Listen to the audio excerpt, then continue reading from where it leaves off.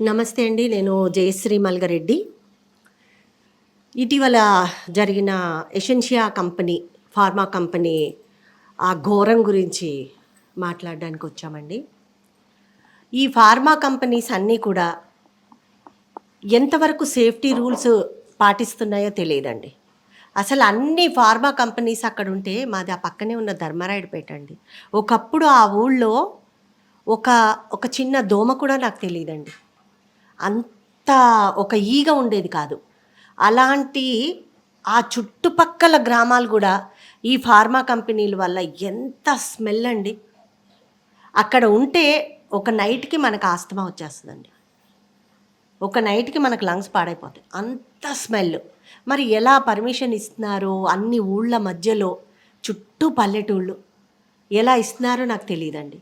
ఒక్క safety method కూడా వాళ్ళు పాటిస్తున్నారండి. ప్రతిసారి ఘోరాలే. మా చుట్టుపక్కల ఊళ్ళల్లోంచి ఎంతమంది ప్రాణాలు కోల్పోతున్నారు. ప్రాణం ఒక్కరిది పోతుందండి, కానీ కుటుంబం అంతా రోడ్డు మీదకి వచ్చేస్తుంది.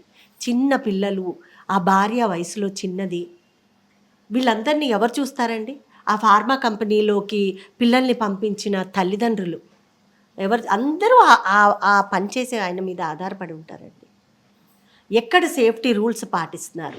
ఎన్నిసార్లు జరిగినా సరే సేమ్ అదే రిపీట్ అవుతుంది అంటే ఏం చేస్తున్నది మన గవర్నమెంట్? ఒక పర్మిషన్ ఇచ్చినప్పుడు, ఒక ఫార్మా కంపెనీకి ఒక పర్మిషన్ ఇచ్చినప్పుడు ఎన్ని రూల్స్, ఎన్ని రెగ్యులేషన్స్ చూడాలి?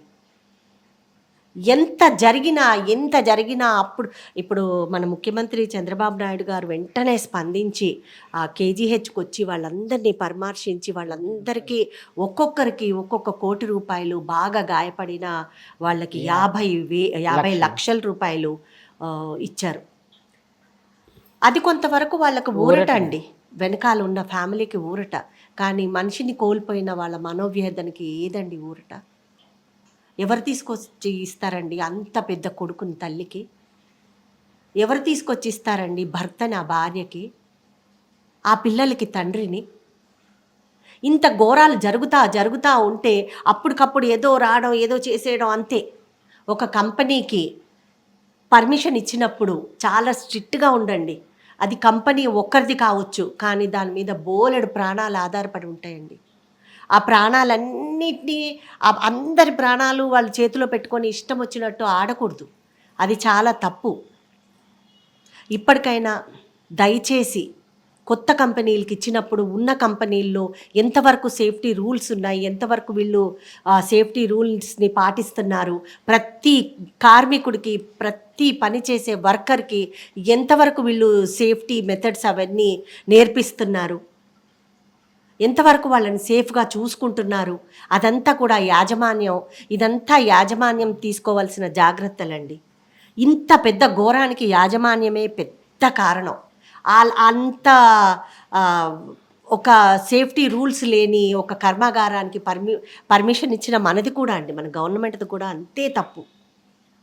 ఇప్పటికైనా కొంచెం అలాంటి ఆ ఫార్మా కంపెనీస్కి ఏమేమి సేఫ్టీ మెథడ్స్ ఉండాలి, ఈ కార్మికులకి, ఈ పని చేసే వాళ్ళకి, ఈ వర్కర్లకి ఎంతవరకు వాళ్ళకి సేఫ్టీ మెథడ్స్ తెలుసు, ఎంతవరకు వాళ్ళకి సేఫ్గా ఉండగలుగుతారు, అవన్నీ కూడా నేర్పించండి వాళ్ళందరికీ. అవి చెయ్యండి. Thank you so much. ఇది హృదయ విదారకమైన సంఘటన టీవీల్లో చూస్తుంటే, పేపర్లో చూస్తుంటేనే ఎంత బాధగా ఉంటే ఆ కుటుంబాలు ఎంత శోక సముద్రంలో మునిగిపోయాయోనండి. వాళ్ళ ఆత్మలకి భగవంతుడు శాంతి ప్రసాదించాలి, ఆ కుటుంబాలకి ఓదార్పు ప్రసాదించాలి. Thank you.